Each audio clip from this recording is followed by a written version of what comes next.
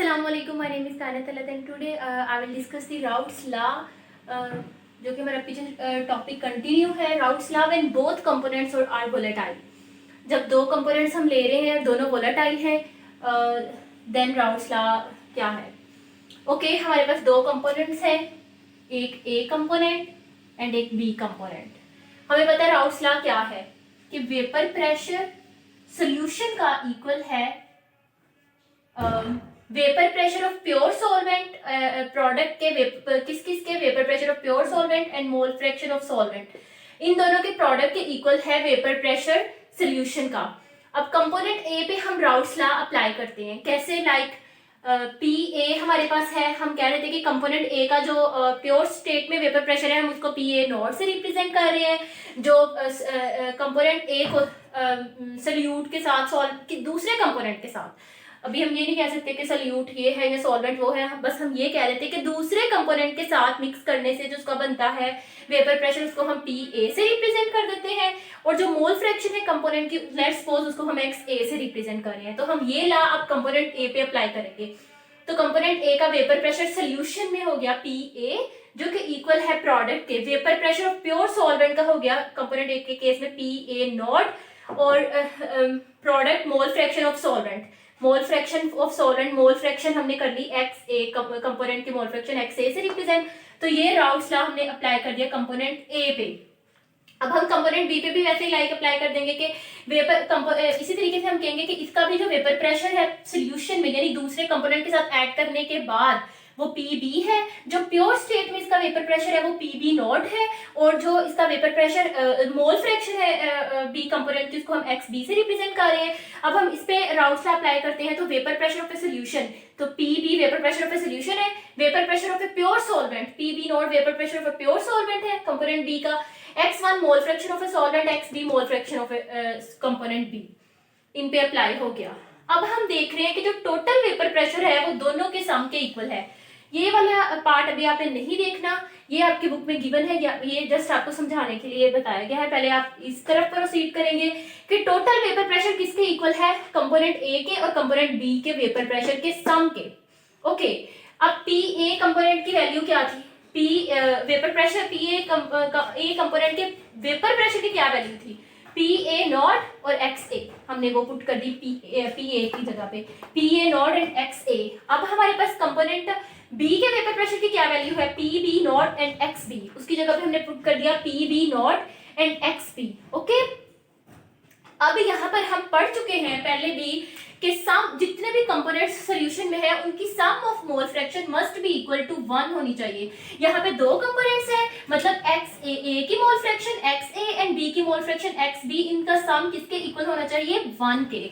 सो अगर हम यहाँ पे ये हमारे पास सम ऑफ कंपोनेंट 1 के इक्वल हम कर दिए हैं, तो अब हम यहाँ से या तो एक्स ए की वैल्यू निकाल के पुट कर सकते हैं या एक्स बी की वैल्यू निकाल के पुट कर सकते हैं. अब आपकी बुक में जो Raoult's law है गिवन, उसमें एक्स बी की जो है वो वैल्यू पुट करके सॉल्व किया गया है. क्वेश्चन आता है कि एक्स ए की वैल्यू क्यों नहीं पुट की गई. ओके, एक्स ये इसका है कि आपकी बुक में बताया गया है जो कंपोनेंट ए है वो उसका बॉइलिंग पॉइंट लो है,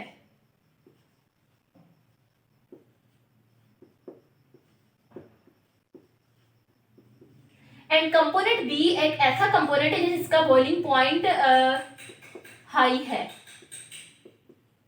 ओके, ये गिवन है, मतलब हर एक का बॉइलिंग पॉइंट डिफरेंट होता है. अब कोई भी दो कंपोनेंट्स उनका बॉइलिंग पॉइंट सेम तो नहीं हो सकता.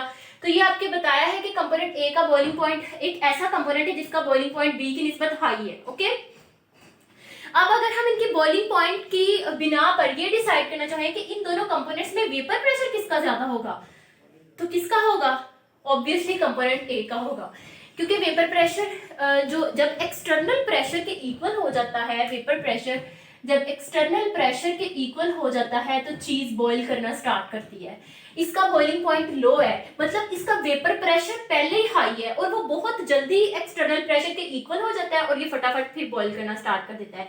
जबकि कंपोनेंट बी में देखें तो इसका वेपर प्रेशर कम होगा, क्योंकि इसका बॉइलिंग पॉइंट हाई है, कम होगा, मतलब उसे वेपर प्रेशर कम है, वेपर प्रेशर को एक्सटर्नल प्रेशर के इक्वल आने में थोड़ा टाइम लगता है, फिर जितना उसे टाइम लगेगा चीज उतनी ही देर बाद जाके बॉईल होगी, इसका boiling point that's why high हो जाता है।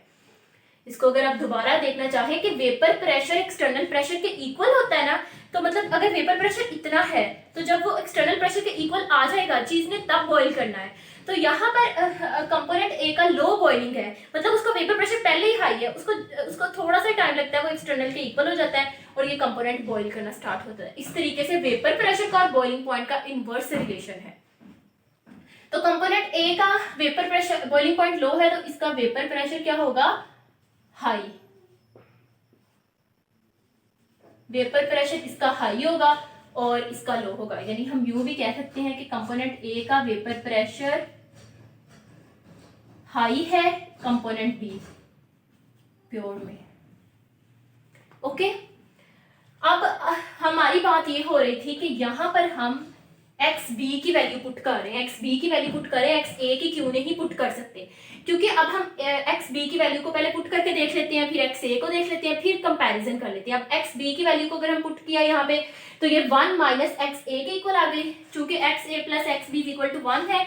यहाँ से हम एक्स बी की वैल्यू निकालेंगे, यहाँ पे अगर मैं निकाल दूं एक्स बी की वैल्यू निकालेंगे तो ये एक्स से उधर जाके 1 माइनस हो जाएगा, 1 माइनस एक्स ए यहाँ पे पुट कर दिया गया है। अब P A not x A plus P B naught multiply हुआ, अंदर minus P B not x A आया। अब हमने इसको रीअरेंज कर लिया, ये वाला फैक्टर इधर ही रहा, ये वाला फैक्टर इधर आ गया, क्योंकि हमने इन दोनों फैक्टर में अगर आप देखें तो एक्स ए कॉमन आ रहा है और एक्स ए को कॉमन लेने के लिए हमने इन दोनों फैक्टर्स को एक साथ कर दिया, पी बी नॉट को इधर कर दिया, फिर पी टी एक्स ए इसमें से कॉमन ले लिया, P A not minus P B not, and फिर हमारे पास आ गया x A common plus P B not. ये हमारे पास आ गई फाइनल इक्वेशन। और इसमें आप देख सकते हैं कि पी ए नॉट में से पी बी नॉट माइनस हुआ है, यानी पी ए नॉट का वेपर प्रेशर ज्यादा है, जो कि आपकी बुक में बताया गया है, जो यहाँ पर भी मैंने मेंशन किया है कि पी ए नॉट का वेपर प्रेशर ज्यादा है। अब अगर हम यहाँ पे एक्स बी ए की वैल्यू पुट करके देख लें, हमें यहाँ पे एक्स बी की एक्स ए की वैल्यू पुट कर लेते हैं। ओके, एक्स ए किसके इक्वल होगा, एक्स ए, ये एक्स बी उधर जाके माइनस हो जाएगा 1 माइनस एक्स बी के।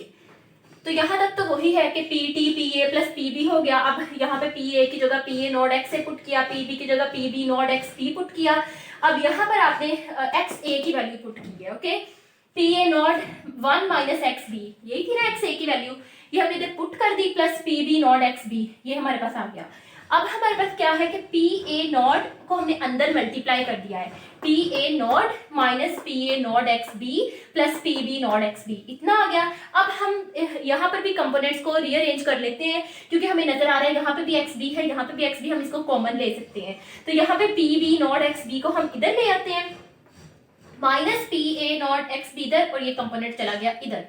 अब हम अगर इसमें से कॉमन लेते हैं, एक्स बी हमारे पास कॉमन आ जाता है। अब यहाँ पे P B naught minus P A plus P A naught as such आ गया है, और ये हमारे पास आ गई है फाइनल इक्वेशन। और इस इक्वेशन में आप देख सकते हैं कि पी बी नॉट यानी वेपर प्रेशर जो है वो बी कंपोनेंट का हमारे पास ज्यादा है, उसमें से माइनस हो रहा है ना ए कंपोनेंट। दैट्स वाई हम इसकी वैल्यू पुट कर रहे हैं एक्स बी की, बिकॉज हमें ये कंडीशन दे दी गई, आपकी बुक में पहले से गिवन है, ये बता दिया गया है कि बी का ए का वेपर प्रेशर हमने ज्यादा रखना है, क्योंकि वो एक ऐसा कंपोनेंट है जिसका बॉइलिंग पॉइंट लो है। ओके, अब हम ये जो फाइनल इक्वेशन है इसको लेके चल के आगे ग्राफ ड्रॉ करते हैं और उससे फिर मजीद आपको नाउ हमारे पास आ गई ये इक्वेशन फाइनल जो हमने निकाली थी लास्ट पे। इसको स्ट्रेट लाइन इक्वेशन कहा गया है। स्ट्रेट लाइन इक्वेशन बेसिकली होती है y is equal to mx plus c।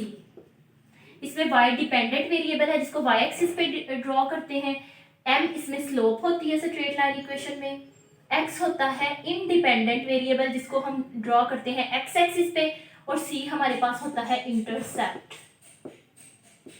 And ये भी स्ट्रेट लाइन इक्वेशन बन गई। इसमें ये y है P A not minus P B not, ये m है, x है, एंड c जो है वो पी बी नॉट है। अगर हम इसको ग्राफ प्लॉट करके ड्रॉ करें तो हमने कहा कि P T Y straight line equation में y डिपेंडेंट वेरिएबल है, तो यहाँ पे डिपेंडेंट वेरिएबल क्या है, पी टी। यानी जो वाई एक्सिस पे ड्रॉ होगा, ये वो कंपोनेंट है डिपेंडेंट वेरिएबल वाई एक्सिस पे हम ड्रॉ करते हैं। तो इसमें जो है वाई वो पी टी है, इसको हम यहाँ पे वाई एक्सिस में ड्रॉ करेंगे। ये वाई एक्सिस है, ये एक्स एक्सिस है। अब हमें पता है कि एक्स एक्सिस पे कौन सी चीज ड्रॉ होती है, एक्स, यानी यहाँ पे एक्स क्या है, एक्स ए। वाई एक्सिस पे ड्रॉ होगा एक्स ए। नेक्स्ट है हमारे पास इंटरसेप्ट। इंटरसेप्ट के लिए हम ग्राफ जो हम यहाँ से स्टार्ट करें, यहाँ से वो होता है कि ये जो इतना है ये फिर उस ग्राफ में अगर हम इसे यहाँ से स्टार्ट करते हैं वो उस ग्राफ में इंटरसेप्ट होता है। लेकिन अगर कोई ग्राफ ओरिजिन से स्टार्ट होता है तो उसमें इंटरसेप्ट होता ही है, हम कहते हैं इंटरसेप्ट 0 है। तो यहाँ पे इंटरसेप्ट है, सपोज हम यहाँ से ग्राफ को बनाना स्टार्ट करते हैं तो ये इसमें इंटरसेप्ट हो गया। इसमें इंटरसेप्ट क्या है, पी वी नॉट, यानी ये इतना कंपोनेंट क्या है, पी वी नॉट। ओके, और अब हमारे पास रह गई स्लोप। स्लोप हम फाइंड करते हैं और वो किसके इक्वल है, P A not minus P B not. ये यूं हो गई हमारे पास स्ट्रेट लाइन इक्वेशन और इसका ये ग्राफ है। और ये डायरेक्ट आ रहा है, मतलब कि प्रेशर और मोल फ्रैक्शन ए कंपोनेंट की, इनके दरमियान डायरेक्ट रिलेशन है। जितनी ए कंपोनेंट की मोल फ्रैक्शन ज्यादा होगी टोटल प्रेशर भी ज्यादा होगा। क्यों? क्योंकि हमने पढ़ लिया है कि ए वो कंपोनेंट है जिसका बॉइलिंग पॉइंट ज्यादा है, कम है और वेपर प्रेशर ज्यादा है। तो टोटल वेपर प्रेशर में दोनों के वेपर प्रेशर है ना, पी ए कंपोनेंट का भी पी मतलब पी ए भी है, पी बी है, ए कंपोनेंट का भी प्रेशर है और बी कंपोनेंट का भी प्रेशर है। सो दैट्स वाई इसमें ए कंपोनेंट का प्रेशर जो है वो ज़्यादा कंट्रीब्यूट करेगा। जब एक्स ए जो है जितनी ज़्यादा होती जाएगी उसमें पी ए का वेपर प्रेशर है, वो पहले वो कंपोनेंट है जिसका वेपर प्रेशर ज़्यादा होता है, तो वो कंपोनेंट और ज़्यादा हो जाएगा, और जब वो ज़्यादा हो जाएगा तो टोटल वेपर प्रेशर भी इन्हांस करता जाएगा। ओके, ये स्ट्रेट लाइन ग्राफ के अकॉर्डिंग आ गया है। अब आपकी बुक में एक और ग्राफ है जिसमें पी ए पी बी दोनों को मिक्स मतलब दिया गया है।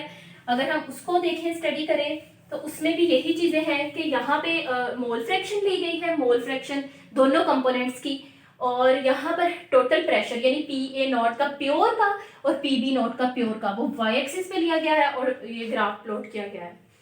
ओके, इस ग्राफ में क्या है, इस ग्राफ में हमारे पास यहाँ पे हम पढ़ चुके हैं कि ए कंपोनेंट वो वाला कंपोनेंट है जिसका वेपर प्रेशर ज्यादा है। तो हमने यहाँ पे वेपर प्रेशर लिया है ना इस वाई एक्सिस पे, तो हमने पी ए नॉट को थोड़ा सा अप बनाया है पी बी नॉट की निस्बत, क्योंकि पी ए नॉट का वेपर प्रेशर थोड़ा सा मतलब ज्यादा है, तो हमने उसको अप बनाया है, इसको ग्राफ में डाउन। ओके, ये हमने यूं ड्रा कर लिया। अब हमने एक्स एक्सिस पे ली है मोल फ्रैक्शंस। यहाँ पे मोल फ्रैक्शंस यूं कह रहे हैं कि हमने सोल्यूशन बनाई है, एक ए कंपोनेंट है, एक बी कंपोनेंट है, हमने टोटल 100% बनानी है। ठीक, चाहे फिर ए की 10 ले लो, बी की 90 ले लो, टोटल 100 बन गई, या बी की 10 ले लो, ए की 90 ले लो, फिर भी 100 बन गई। मतलब हमने टोटल 100 लिया है कंपोजिशन उसकी, और हमने सारे पॉसिबल मिक्सचर जितने बन सकते थे ए बी कंपोनेंट के दरमियान वो सारे इधर ड्रॉ कर दिए हैं। यानी अगर बी की 0 हो और ए की 100 हो, ये भी तो बन सकता है। आया ये सोल्यूशन नहीं कहलाएगा कि इसमें टोटली 100% है ही ए कंपोनेंट। तो इसीलिए यहाँ पे आप लोग देखेंगे यहाँ पे जो वेपर प्रेशर है वो सिर्फ पी ए नॉट का प्योर फॉर्म में रिप्रेजेंट किया गया है 0 पे, जहाँ पे तो और पी बी का कुछ है ही नहीं, पी बी का कुछ है ही नहीं, और पी ए का प्योर मेंशन किया गया है कि क्योंकि इसमें है ही 100% ए कंपोनेंट।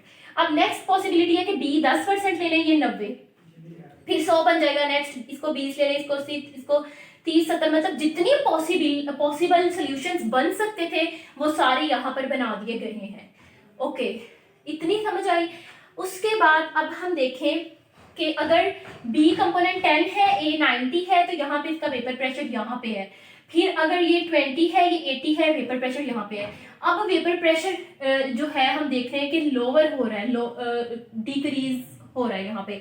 तो वेपर प्रेशर डिक्रीज हो रहा है, यहाँ पे कंसंट्रेशन देखें, बी की कंसंट्रेशन ज्यादा हो रही है और ए की कंसंट्रेशन कम हो रही है। पहले हमने कह दिया ए वो कंपोनेंट है जो जिसका वेपर प्रेशर ज्यादा है, ज्यादा वाला कंपोनेंट। तो जब जिसका वेपर प्रेशर ज्यादा है वो वाला कंपोनेंट उसकी कंसंट्रेशन कम होनी शुरू हो जाएगी, तो वेपर प्रेशर भी कम होना शुरू हो जाएगा। ये जो वेपर प्रेशर है ना, ये सोल्यूशन का वेपर प्रेशर है, ये वाला जो माग लाइन बोल्ड लाइन है वो वेपर प्रेशर सोल्यूशन का है, जो डॉटेड लाइंस है वो इंडिविजुअल वेपर प्रेशर है, वो भी मैं आपको बताती हूँ। ये सोल्यूशन का वेपर प्रेशर है, यानी टोटल, जिसमें ए भी आएगा और बी भी आएगा। तो हम पहले ही पढ़ चुके हैं कि टोटल प्रेशर पे जो है ए का कंट्रीब्यूशन ज्यादा होगी। अगर ए कंपोनेंट को ज्यादा करते जाएंगे तो प्रेशर ज्यादा होता जाएगा। क्यों? क्योंकि ए कंपोनेंट का वेपर प्रेशर ज्यादा है, उसका बॉइलिंग पॉइंट थोड़ा है।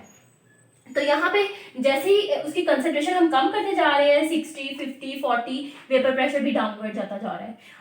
और बी, चूंकि इसका वेपर प्रेशर कम है, ये हाई बॉइलिंग कंपोनेंट है, तो इसका इसकी कंसेंट्रेशन जैसे ही ज्यादा होती जा रही है, वेपर प्रेशर डाउन होता जा रहा है, कम तरफ जा रहा है।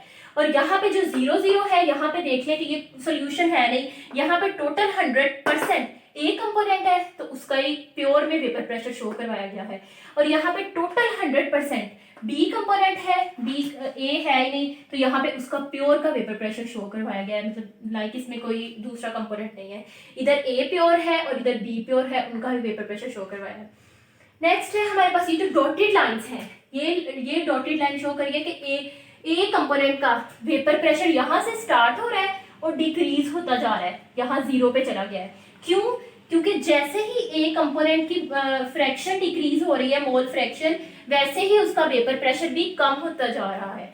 जाहिर बात है, जब वो रहेगा ही नहीं, सोल्यूशन में ही बात करें, लेकिन ये सोल्यूशन की बात है, सिर्फ इंडिविजुअल कंपोनेंट की बात हो रही है, डॉटेड लाइन वाली इंडिविजुअल कंपोनेंट की बात हो रही है। तो जब वो सोल्यूशन में, जब वो एक कंपोनेंट होगा ही नहीं, जितनी उसकी क्वांटिटी थोड़ी थोड़ी होती जाएगी, तो उसका वेपर प्रेशर खुद ब खुद, पार्टिकल्स कम हो गए, मोल्स कम हो गए, तो उसका वेपर प्रेशर कम होता जाएगा। नेक्स्ट हम अगर देखें बी का, तो उसका यहाँ से स्टार्ट हो रहा है और उसका भी वेपर प्रेशर कम होता जाएगा जैसे जैसे उसकी कंसंट्रेशन कम होती जाएगी।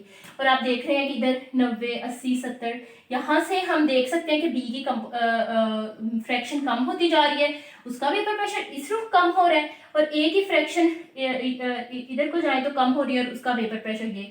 तो ये दोनों के इंडिविजुअल प्रेशर शो किए गए हैं, ये ए का और ये बी कंपोनेंट का और ये ए कंपोनेंट का। ओके, होप सो इतना क्लियर है। नेक्स्ट हमारे पास एक पॉइंट लिया गया है जी, कोई भी आप ले सकते हैं, किसी भी पॉइंट पे ले सकते हैं, कि जैसे यहाँ पे 20 और 80 का सोल्यूशन है तो उसका वेपर प्रेशर ये है, 70 और 30 का सोल्यूशन है उसका वेपर प्रेशर ये है। यहाँ पे एक पॉइंट जी लिया गया है 30 और 70 पे। ओके, यहाँ पे आप देख सकते हैं कि 30% बी है और 70% ए है, और ये टोटल वेपर प्रेशर है जिसमें ए बी दोनों कंपोनेंट शामिल हैं। ये जो है डॉटेड लाइंस, ये इंडिविजुअल कंपोनेंट की है, ये ए अकेले की है, ये बी अकेले का प्रेशर है, लेकिन ये टोटल का है। तो जो जी पॉइंट लिया गया है वो वहां पे बी की फ्रैक्शन 30 है एंड ए की फ्रैक्शन 70 है। इसका मतलब ये है कि हम देखें तो यहाँ पर भी ए कंपोनेंट की कंट्रीब्यूशन वेपर प्रेशर में ज्यादा है। ए कंपोनेंट की कंट्रीब्यूशन 70% है तो वो ज्यादा है क्योंकि यहाँ पे वेपर प्रेशर हाई है, लेकिन जैसे ही कम होता जाएगा सबसे लो पॉइंट पे वहां पे बी की कंट्रीब्यूशन ज्यादा होगी। तो इसका मतलब ये है कि अगर हम हाई वेपर प्रेशर वाला कंपोनेंट यूज कर रहे हैं जिसका बॉइलिंग पॉइंट लो हो, तो उसकी कंसंट्रेशन वेपर प्रेशर के डायरेक्टली प्रोपोर्शनल होगी। उसको इंक्रीज करने से वेपर प्रेशर इंक्रीज होगा, उसको डिक्रीज करने से वेपर प्रेशर डिक्रीज होगा। तो यहाँ पे वो कंपोनेंट कौन सा है? ए। तो इस यहाँ पे जी पॉइंट का लेने का यही एक है पर्पस, ये शो करवाने के लिए कि मैक्सिमम पॉइंट पे भी अगर आप देखें तो यहाँ पे भी एक ही कंपोनेंट का जो है वो हमारे पास वेपर प्रेशर ज्यादा, कंसंट्रेशन ज्यादा हुई है। देखिए उसकी 90 और उसकी 10 है, मैक्सिमम ए की कंट्रीब्यूशन वेपर प्रेशर में ज्यादा है। तो आप देख सकते हैं जहां पे वेपर प्रेशर ज्यादा होगा वहां पे ए की कंट्रीब्यूशन ज्यादा होगी, जहां पे वेपर प्रेशर कम होगा वहां पे बी की कंट्रीब्यूशन ज्यादा होगी। उसके बाद यहाँ पे पॉइंट ये जो आई जे एच लिखे हैं, जहाँ पे ये इसको कांटेक्ट कर रहा है वो पॉइंट एच है, यहाँ ये आई हो गया, ये जे हो गया। अब हमारे पास ये मैंने बताया कि इंडिविजुअल वेपर प्रेशर ए की लाइन है, ये डॉटेड लाइन। तो यहाँ से अगर हम टोटल देखें तो ये पी ए हो गया, पी ए किसके इक्वल है? H multiplied by J, H J के इक्वल कर दिया उन्होंने। और यहाँ पे अगर हम देखें तो ये मैंने कहा जी पॉइंट के अकॉर्डिंग देख रहे हैं ना, तो इसलिए यहाँ से ले रहे हैं। यहाँ पे पी बी की इंडिविजुअल लाइन है, और यहाँ पे अगर हम देखें जिस पॉइंट से कॉन्टेक्ट हो रहा है ये पी बी है, तो ये आई और जे के प्रोडक्ट के इक्वल है आई जे। तो ये आपके बुक में था। This is all about the topic Raoult's law. Hope so you understand this topic well.